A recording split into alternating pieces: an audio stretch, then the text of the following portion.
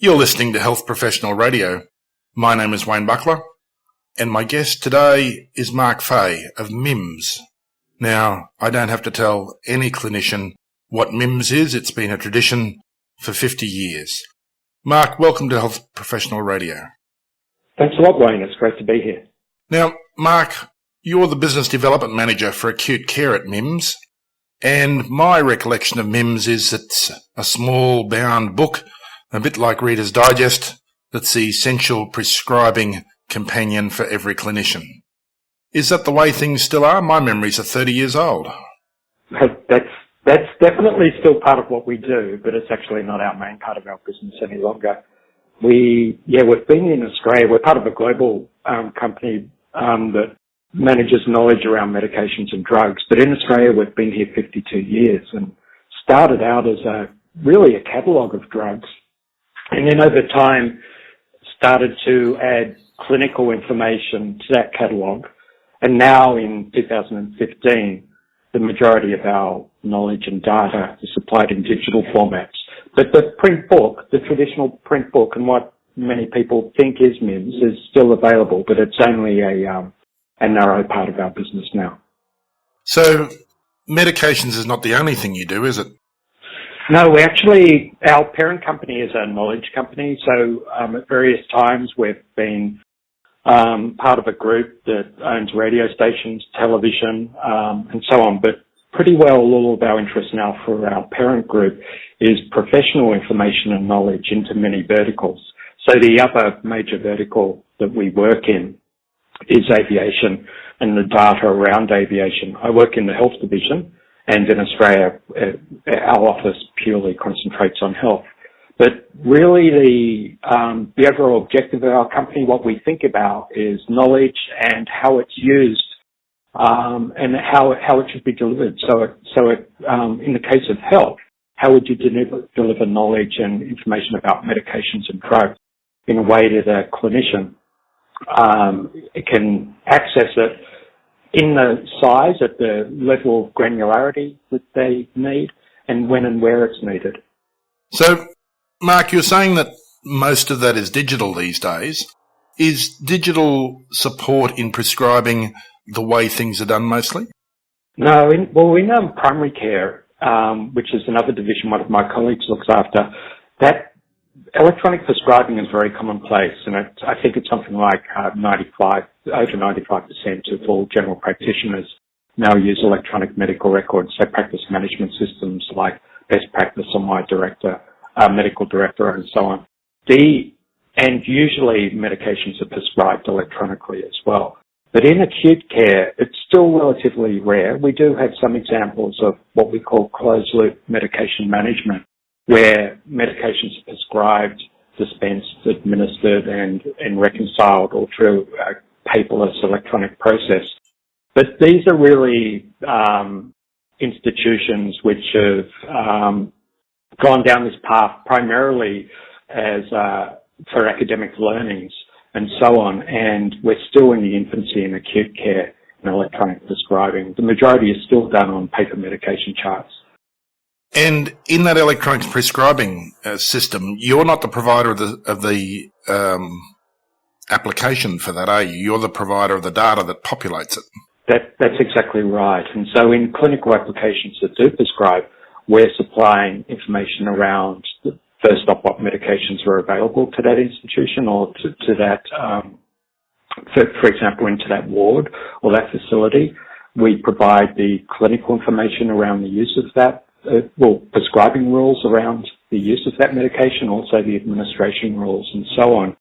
So that's in a MIMS. You find MIMS inside clinical applications, and the majority of clinical applications in Australia do use MIMS data and knowledge to drive them. But another important part of what we do and how we supply digital information is reference information. So in many ways, it's like an electronic book in databases, which do have some smarts, but still a destination where a clinician would go to that destination and look up medications and then do a manual prescribing process. My name's Wayne Buckler. You're listening to Health Professional Radio, and I'm in conversation with Mark Fay. Mark's the Business Development Manager for Acute Care with MIMS, And we've been talking about the use of the MIMS medications database as the back end for a lot of electronic prescribing services. So I guess, Mark, it's maybe true that lots of people are using MIMS and not even realising it these days. Oh, that's right. And certainly I think in the future that that will definitely be the case. Quite often MIMS information is being used in clinical judgment, but it's not through a MIMS user interface. It will be in part of, for example, CSC's MedChart or an InterSystems electronic prescribing solution. So the user of the application will recognise that it's MedChart or that it's TrackCare or whatever, but actually the engine driving the medications processes and all the information inside it comes from MIMS. And strategically, is that where MIMS sees the future? Do you see this electronic prescribing becoming more prevalent in the acute sector? For sure. I think there's always going to be a place for electronic reference, for reference information, a destination where you go to, which very much is like an electronic book or database. But more and more information will be delivered directly into clinical workflow and into business workflows at the granularity that's needed to support that decision that's being made. So what that means for electronic medical records is that when a hospital goes fully paperless and doesn't use paper medication charts, that means that we know a lot of information about the patient because of electronic medical records. We know their age, their gender, their allergies, and so we also know if the patient's pregnant, for example. So what that means is that if you think of MIMS as a reference book, whether it be on paper or electronic, there's paragraphs and paragraphs of information, and you would scan through that information to see, is there a caution about giving this medication in the case of pregnancy, for example. Because in an electronic medical record, we actually know the status of this patient. That means that we can be far more concise in what information is presented. So potentially what could be many paragraphs of information can be distilled down to one or two lines of very relevant information for the unique case of that patient. And this is definitely the future for MIMS and for medicine, because decisions have to be made quickly and information should be served into the clinical workflow. You might have just answered my next question then for me, but if I'd looked at MIMS 10 years ago, I would have said, look, the internet will wipe that business out. All this information will just be available for free over the internet. Where's the value add in the MIMS process that just, defeats Google? That's a really good point, because it's, in many ways, it's a discussion we have at MIMS quite often, is what we're doing, is the value the content itself, or is it the reliability of supplying it and delivering it in the ways that clinicians want to use it? We believe it's both. Certainly there's some of the resources we supply at MIMS are available from other sources, and in some cases it's even in the public domain. The information is then supplemented from various primary references as well. So, for example, our drug-to-drug interactions and drug-health interactions, that's based on primary literature, and so those clinical decision support engines have very complex information sources behind them.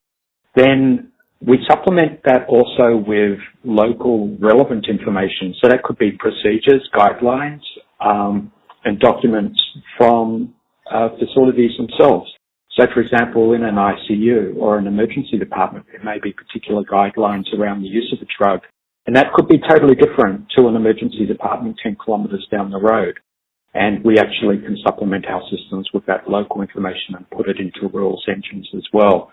And then very much the way we think is about what level of detail is required and valued by the clinician, and we deliver that to the clinician, and we do it reliably, so it's continuously updated. Never, not in the case where Google, where you could put information in Google and you'll be getting hits back for documents which are 10 years old or 15 years old. MIMS is continuously updating the database. We have 20 editors in Sydney working on it continuously, but there's many hundreds of editors in the Asia Pacific that contribute to the MIMS Australian information. So it's continuously updated and continuously refreshed.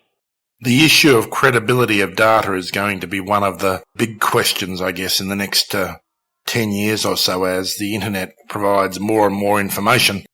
That credibility in in the brand, has been established, as you said, over 50 years in Australia. What do you do to maintain that credibility other than your editors? How do you convince clinicians that what's in the MIMS database is accurate and correct?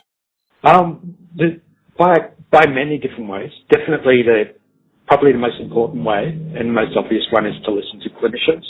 So listen to our customers and actually take on board what they're saying as to what level of information they want, what information is compelling to them, and how they want it delivered. So that's one component, of course, listening to the people that use our systems.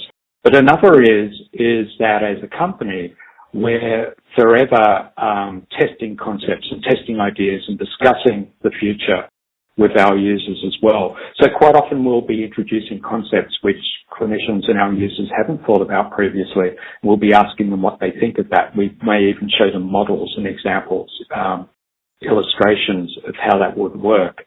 And so by actually listening to what the real world needs and what they value, and also challenging many ways what we do now and think of what we need to be doing in a couple of years' time is how we do that. And of course, the other major way is never to disappoint our users.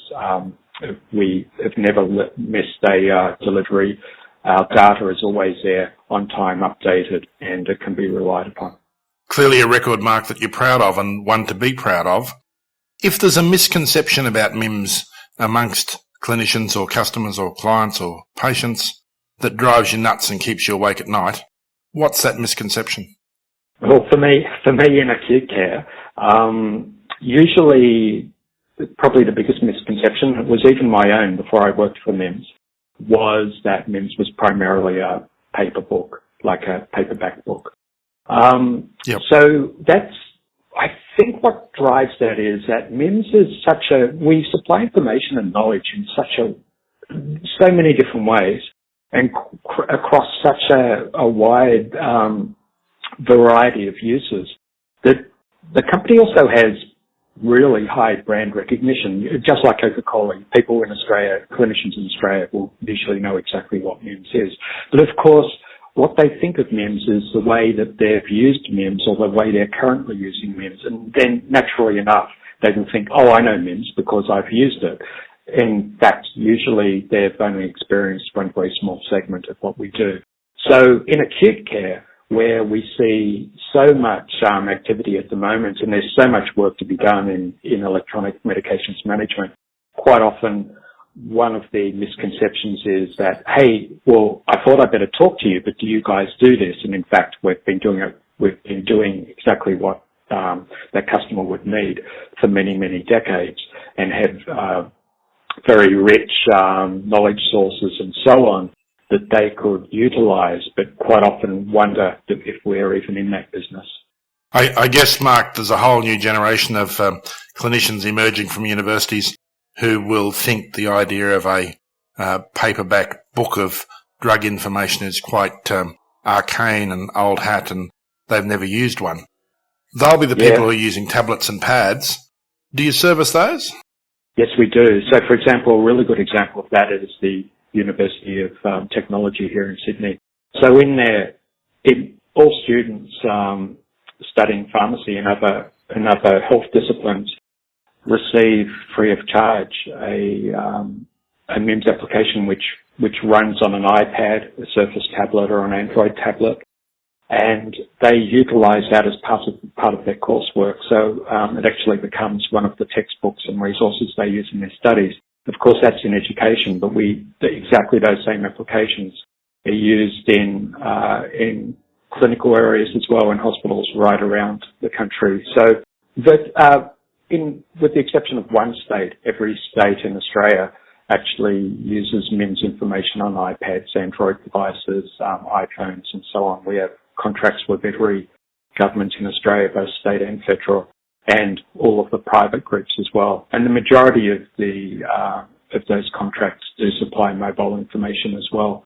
And what we supply in mobile isn't diluted. It's not a cut-down version of the MIMS knowledge. It's identical to what would be available on a desktop device. Mark, it sounds like MIMS is definitely staying ahead of the game. Thank you for joining us this morning on Health Professional Radio. My name is Wayne Buckler. If you've just joined us, I've been in conversation with Mark Fay about MIMS and, to my surprise, about the number of electronic access points that are available to what, in my mind, was a paperback directory of medicine. A transcript of this interview is available on our website at www.hpr.fm, and there's an archive of the sound file also on our website or on YouTube. My name is Wayne Buckler. You've been listening to Health Professional Radio.